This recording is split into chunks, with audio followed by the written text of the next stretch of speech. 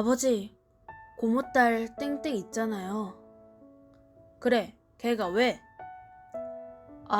걔가 좀 이상해요. 집사람을 많이 괴롭히나 봐요. 괴롭히다니, 뭘 어떻게 괴롭혀? 신우 노릇하냐? 아니, 뭐, 그런 건 아닌데요. 신랑은 어물쩡하게 제대로 말을 못했고 그 모습에 화가 난 제가 소리를 지르며 말을 끊었어요. 제대로 말해! 제대로 말하라고! 왜 말이 틀려? 제대로 말하라고!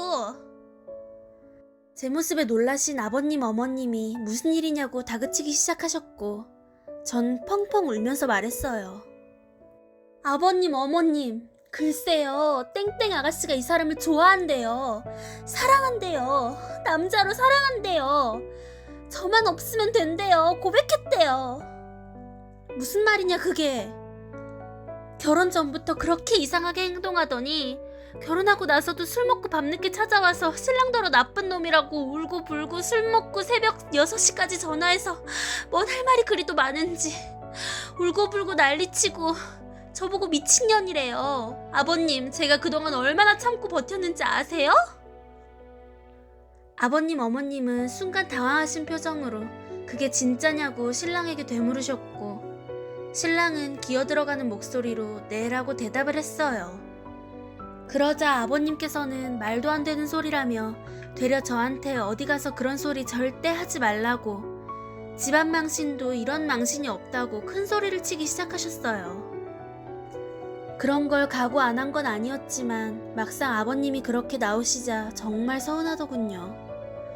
거기에 어머님마저 그 애랑 우리 애가 남다르게 친했다고 몇 번을 얘기하냐고 너 정말 이렇게밖에 못 받아들이냐고 그릇이 그렇게 작아서 친척 동생마저 질투하면 제가 바깥 생활을 어떻게 하냐고 여직원이랑만 조금만 친해도 이렇게 대바람부터 달려와서 울고불고 난리칠 거냐고 호통을 치셨고요. 신랑은 한숨만 푹푹 내쉬며 이 사람 말이 맞아요 라고 말했지만 아버님 어머님은 신랑 말은 들리지도 않으시는 듯 저한테 언성을 높이시고 바닥까지 손바닥으로 쳐내리시면서 저한테 화를 내셨어요. 그래서 제가 어제 새벽에 녹음한 걸 들려드리겠다고 새벽에 전화 온 거 제가 녹음해놨고 이거 들으시고 다시 말씀하시라고 아버님 어머님 너무 서운하다고 울면서 핸드폰을 내밀었습니다.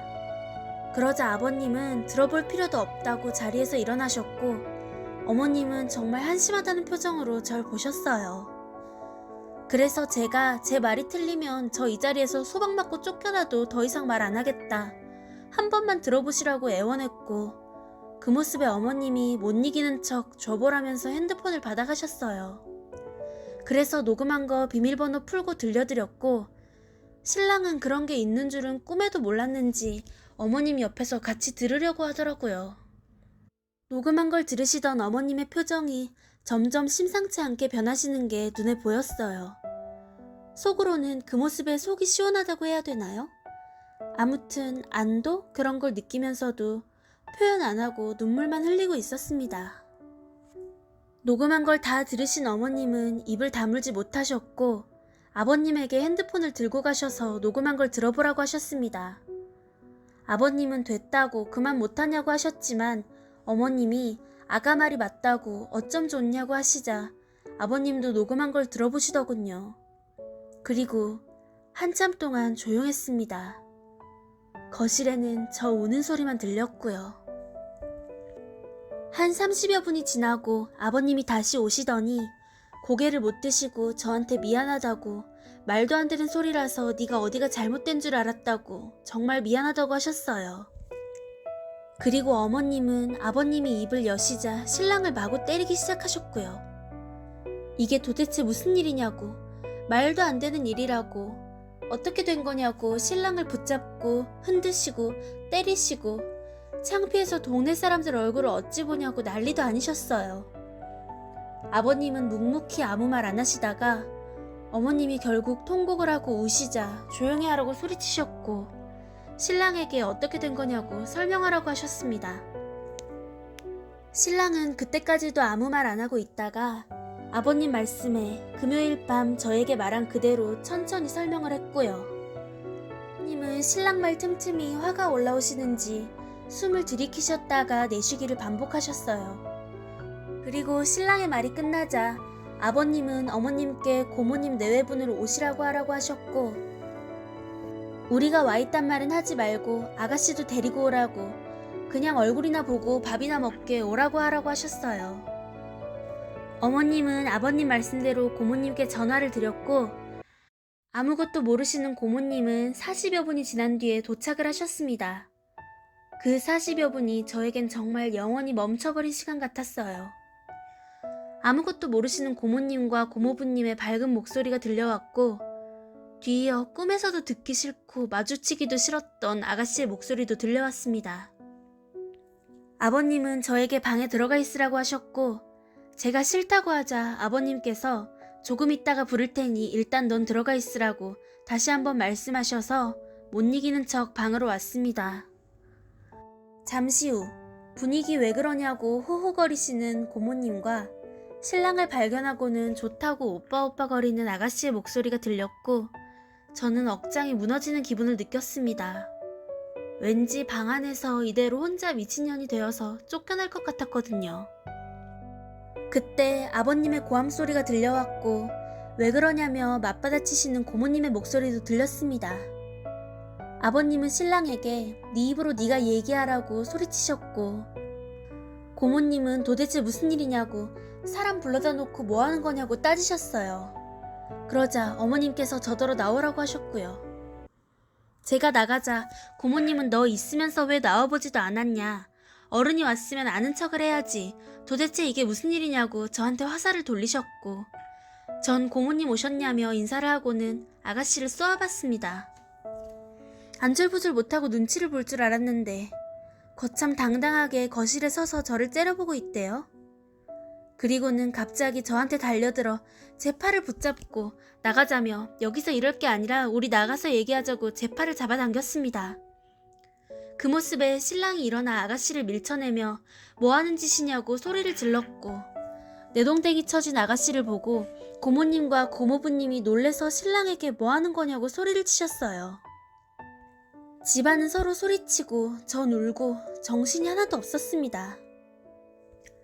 고모님은 신랑에게 너 지금 뭐하는 거냐고, 왜 애를 밀치냐고 따지셨고, 신랑은 대답하기도 싫다는 듯 고개를 돌려버렸습니다. 그리고 아가씨는 신랑에게 밀쳐져서 충격을 받았는지 갑자기 울음을 터뜨리더군요. 그러자 아버님이 호통을 치셨어요. 다 조용히 하고 앉으라고. 그리고 땡땡 울지 말고 네가 말해보라고. 네 새언니가 한 말이 사실이고 새언니 핸드폰에 녹음된 목소리가 네 목소리 맞냐고. 아버님께서 목에 핏대를 세우시며 말씀하시자 고모님과 고모부님이 정말 왜 그러냐고 앞뒤 사정은 말해주고 혼내라면서 아버님께 대들었습니다. 아가씨는 입을 꾹 다물고 울고만 있지, 고모님은 아무것도 모르시고 화만 내시지, 어머님은 자리 깔고 누워버리셨지. 아주 집이 엉망진창이었어요. 그래서 제가 말하기로 했습니다.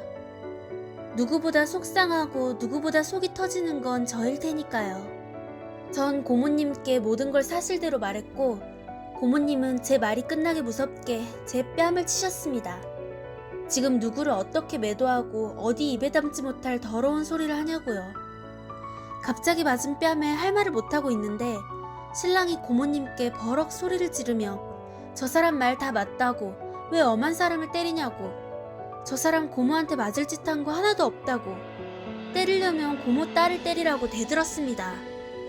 그러자 고모부님이 신랑에게 입 못 닥치냐고 역정을 내셨고, 아버님은 정말 화가 나셨는지 갑자기 신랑을 때리기 시작하셨어요. 저도 정말 깜짝 놀랐습니다. 갑자기 신랑의 뺨을 때리시고 머리를 잡고 흔드시고 발로 밟으시고 나가 죽으라면서 이게 도대체 무슨 일이냐고, 너랑 쟤랑 입에 담지 못할 더러운 짓까지 하면서 이 사단을 만든 거냐고. 아버님은 저러다 쓰러질까 무서울 정도로 신랑을 두들겨 패셨습니다. 그 모습에 고모님을 비롯해 고모부님, 저 역시 아무 말 못하고 안절부절하는데 참 어이없게도 아가씨가 갑자기 뛰어들더니 아버님 바지가락을 붙잡고 늘어지더군요. 그만하시라고, 그러다 사람 죽겠다고. 자기가 다 말한다고 외삼촌 그만하라면서 엉엉 울면서 아버님을 붙잡고 늘어졌어요. 말하려면 진작에 말할 것이지 여지껏 울고만 있던 게 짜증나게요. 그리고 무슨 말을 하냐고 아가씨를 다그치는 고모님께 아버님은 조용히 하라면서 화를 내셨고 숨을 고르시며 아가씨에게 말해보라고 했습니다. 아가씨는 엉엉 울면서 말했어요. 진짜 그 우는 모습을 보고 있자니 머리끄댕이라도 잡고 흔들고 싶을 정도로 얄밉고 저주스럽고 증오스럽더군요. 저도 처음 알았습니다. 사람을 이렇게 미워할 수 있다는 걸요. 아가씨가 한 말입니다. 아기 때부터 크면 오빠랑 결혼할 줄 알았어요. 오빠도 나 좋아했어요.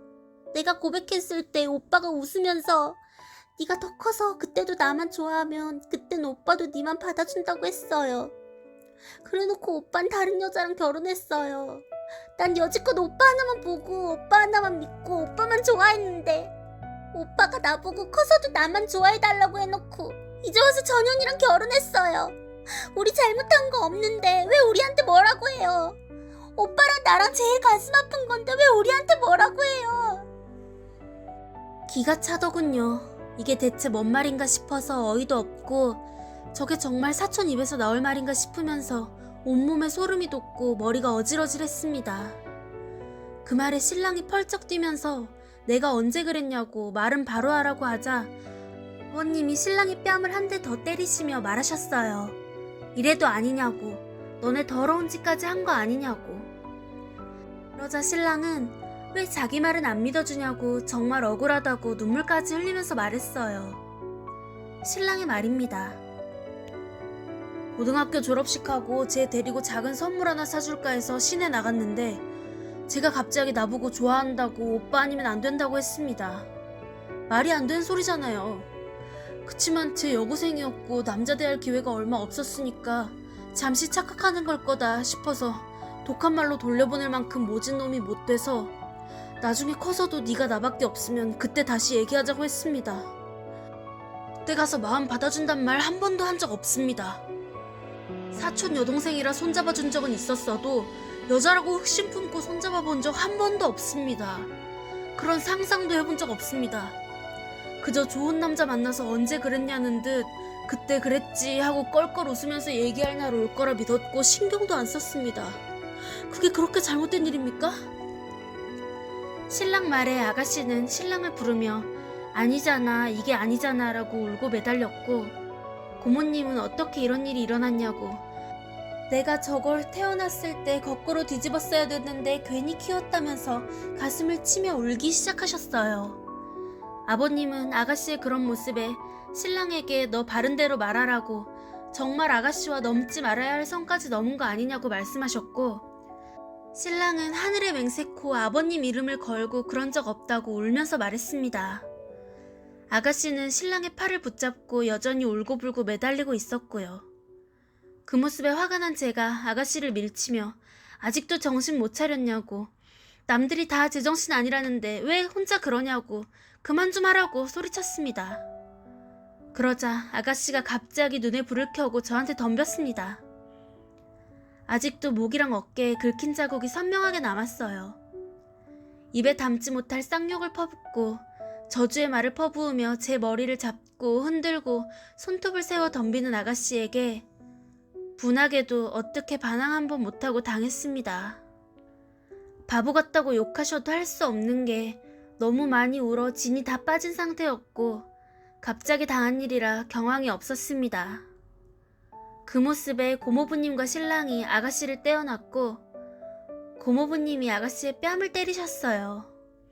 그만 못하냐고, 너 제정신 아니라고, 창피해서 밖을 어떻게 나가냐고 집에 가자고 하시자 아가씨는 절 가리키며 전현만 없으면 되잖아. 전현만 없으면 되는데 왜 다 나한테 뭐라고 해? 라고 소리치고 다시 저에게 덤벼들었어요. 그러자 고모부님이 다시 아가씨를 붙잡아 연달아 뺨을 2대 때리시며 더하면 너 자식 안 한다고 집에 가자고 하셨어요. 고모님은 그때까지도 집안이 망하려고 한다고 이제 어떻게 사냐고 조상님 보기 부끄러워서 어떻게 사냐고 통곡을 하셨습니다.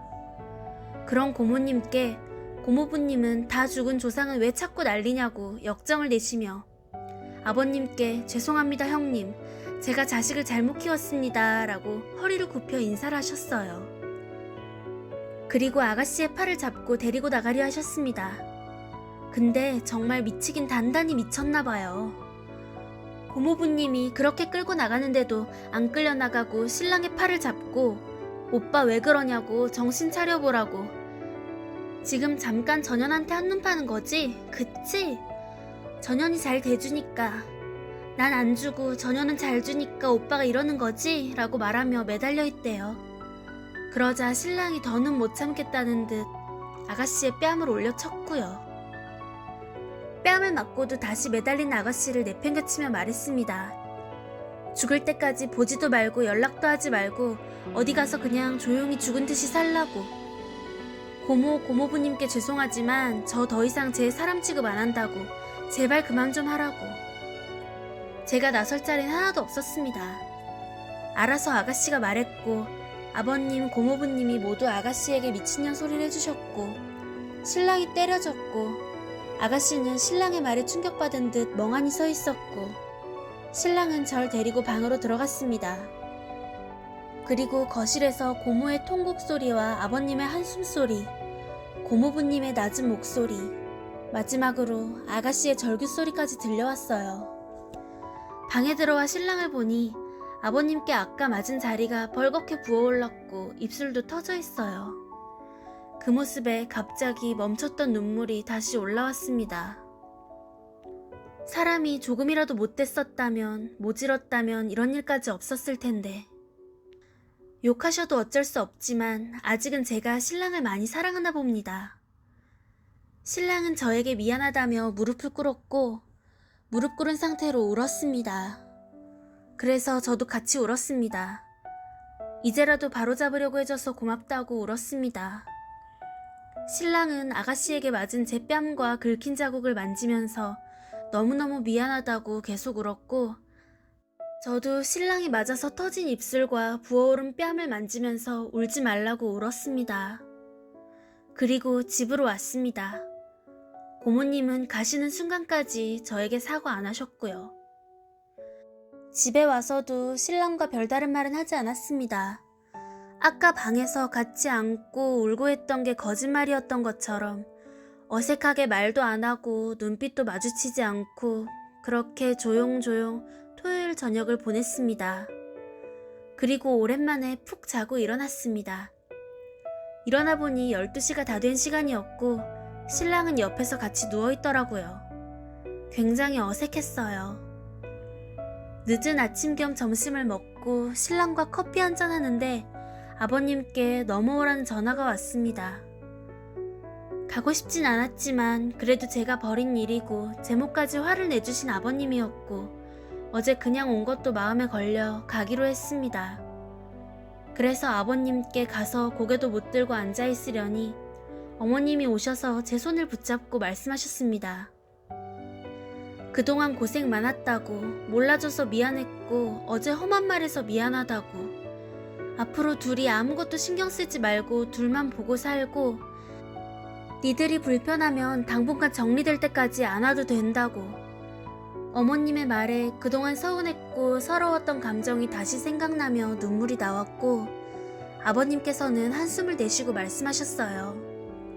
어제 신랑 때린 거, 그동안 신랑이 제 마음 아프게 한 거 그걸로 다 풀린다는 건 어림도 없지만 그래도 그걸로 제 마음 좀 풀고 신랑 용서해줬으면 하신다고요.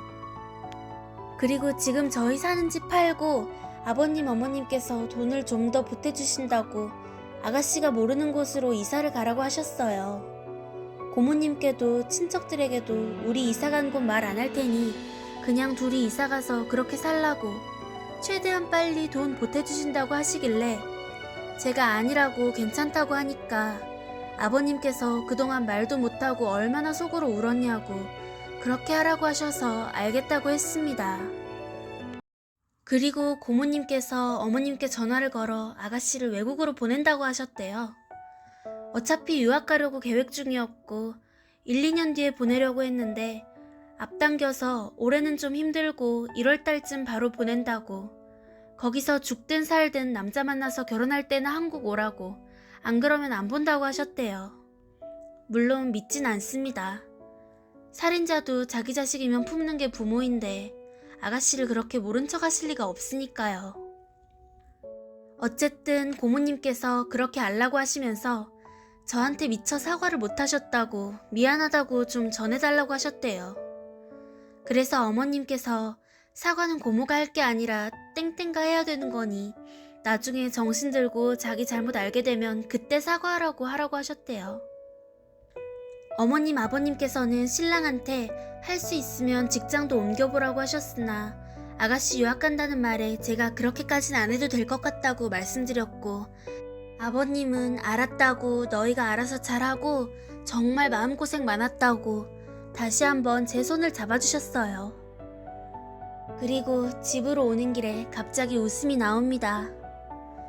만약에 제가 여러분들에게 제 한풀이를 하지 않았고, 그리고 한풀이를 했더라도 녹취하라는 댓글이 없었고, 금요일 밤 아가씨의 전화가 없었다면 아마 저만 미친년 되고 저만 이상한 년 돼서 계속 마음고생하다가 이혼녀 딱지 달고 어디 가서 말도 못하고 그렇게 살았겠죠? 제 속에 쌓여진 응어리는 다 풀리지 않았을 거예요. 그래도 혼자 끙끙거리다가 어른들이 아셨고 신랑이 사실을 말해줬고 아가씨가 그렇게 당하는 걸 보고 나니 어느 정도 속이 시원해진 건 사실입니다. 댓글로 이혼해라, 육체적 관계를 가진 게 분명하다 라고 말씀하셨던 분들, 그리고 정말 진지하게 자기 일처럼 같이 화내주시고 속상해 해주시던 분들 모두 감사드려요. 제 일을 자기 일처럼 걱정해주시던 모든 분들이 100% 만족하실 만한 후기는 아니겠지만 적어도 저는 만족스럽고 다시 한번 신랑을 믿고 다시 한번 시작해보자 라는 생각이 들었습니다. 정말 감사드려요. 여러분이 없었다면 저 혼자 멍청하게 덤탱이 쓰고 미친년 돼서 쏘가리 하다가 이혼녀 될 뻔한 일이었는데 이렇게라도 결론이 나서 다행인 것 같습니다. 아가씨가 했던 말 모든 걸 믿진 못하지만 하나만 믿으려고요. 플라토닉. 자기들은 플라토닉 사랑을 했대요. 어이가 없어서 진짜. 앞으로 살면서 어떤 큰 일을 겪어도 훗 그쯤이야 하고 넘길 수 있을 것 같아요. 정말 다들 감사드립니다. 그리고 혹시라도 바보같이 신랑 믿고 이혼 안 하네 이런 말 하시는 분들 계신다면 죄송해요. 제가 너무 바보라서 다시 한번 믿고 시작하고 싶어요. 정말 감사드립니다. 앞으로 잘 살게요. 속 시원하셨나요? 시청해주셔서 감사합니다.